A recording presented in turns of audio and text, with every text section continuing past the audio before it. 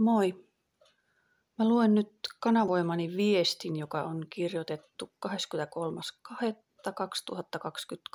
yläkerran kansliassa. Ja sopii kyllä edelleen tähän muutosten aikaan, jossa nytkin elellään.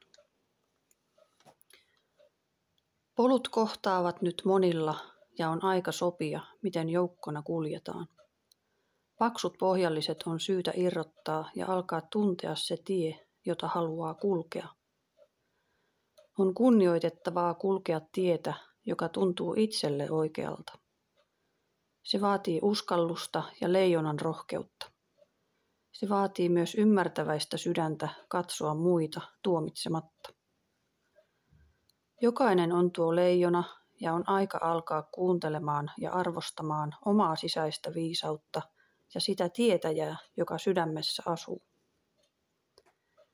Haluamme kohottaa teitä ja itsetuntoanne nyt nousemaan arvoasteikolla ylemmäs ja että opettelisitte nyt rakastamaan itseänne ensin, jotta voisitte sitten terveesti rakastaa muitakin ja koko maailmaa.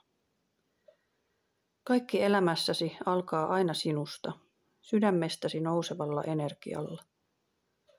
On myös aika puhdistaa tuo sydämen energia, jotta se voi loistaa puhtaana ja kirkkaana omalla polullasi ja myös kanssakulkijoillesi. Puhdistavaa kevään aikaa kaikille toivottaa aina kanssanne kulkeva henkiväki.